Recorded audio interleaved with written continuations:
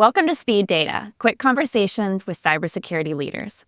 I'm your host, Megan Garza. Today, I'm joined by special guest Tim Callahan, SVP and Global Chief Information Security Officer for Aflac. Welcome to Speed Data, Tim. Thank you. It's good to be here. Since 2014, Tim has led information security for the world's leading provider of voluntary insurance, overseeing Aflac's global security program, supporting Aflac's core mission, and protecting the privacy of millions of customers. Tim is an experienced CISO with a demonstrated history of working in financial services and insurance, building industry-leading programs. Skilled in all aspects of logical and physical security and cyber and information security, Tim has a deep history in leading global teams and building technology risk, security, and governance programs. Tim currently serves as board chair for the National Technology Security Coalition, board member for the Technology Association of Georgia, and board advisor for Off-Mind and Beyond Identity. In addition to wearing all those hats, Tim also often acts as a conference keynote speaker and panelist. Tim, when do you sleep? Mostly at work. I just nod off at the desk. I do stay busy, but I do try to achieve a work-life balance and, spending time with my family as well. Yeah. What made you want to go into cybersecurity? I'm career military, so I retired from the Air Force. And while I was in the Air Force, my actual job was bomb disposal, explosive ordnance disposal. But I always had kind of additional duties. Everyone had additional duties. And one that I always just gravitated to was the information security, computer security officer, those kinds of things. So when I left the military, I looked for another opportunity and found my way working for a bank in Atlanta, and then joined the security team there. Now, did you say your previous role was bomb disposal? Yes, yeah.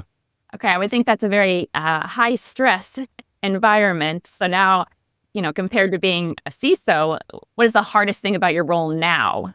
I think the hardest thing is, making sure that you stay focused, right? Because there's so many distractions, there's so many threats, there's things that can really take you off your plan if you're not careful. And so it's very important as the CISO to lead the team, to encourage the team and keep everyone focused on the right thing. It's not a singular kind of skill. Within my team, I have risk management professionals. I have dedicated technician. I have information security analyst, information governance, business continuity and resiliency. So taking that whole team and making sure that we're staying focused on what really matters, can be a challenge. I mean, there's shiny objects all over the place, and you just don't want to focus on those. So then what do you enjoy most about your role, either day-to-day or overall? I love the people. I love working. I've got a fantastic team.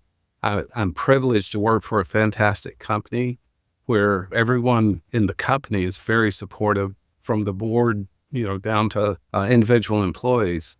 We have a strong security awareness program, and we try to make it fun and, come up with games and things like that to teach, the fundamentals of anti-phishing and how to protect the information. But I just love the people, and I love the privilege of being able to lead what I consider the finest team that I've ever led. That's fantastic. How has the threat landscape changed since you began your career? It is interesting.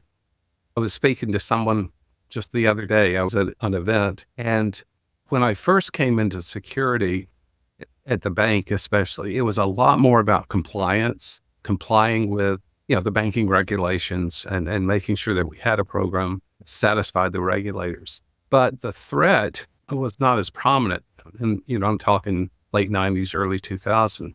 The criminals, or back then we used to call it script kiddies, high school kids just, being kind of curious and quote attacking or trying to hack into stuff. But it wasn't that intense from that side. It was, the criminals at that time had to manually break in. There wasn't a lot of, AI and machine kind of attacks, bots, those kind of things.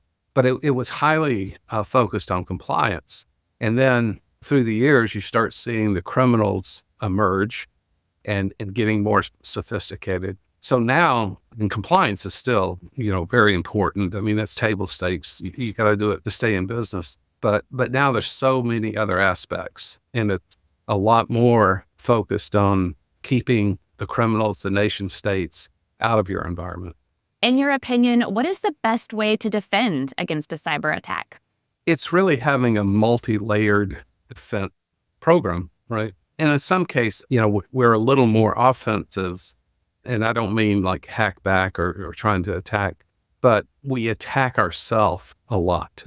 So I have a team primarily based out of Northern Ireland that, is constantly looking for weaknesses within our environment so that we discover them before criminals do, and so that we can remediate them. And what advice can you give security leaders on getting buy-in from the C-suite or board members on the importance of cybersecurity? I think it's very important that you tell the truth, right? You be very frank, but not alarmist, that, you have a good risk assessment that's meaningful and tuned to your company.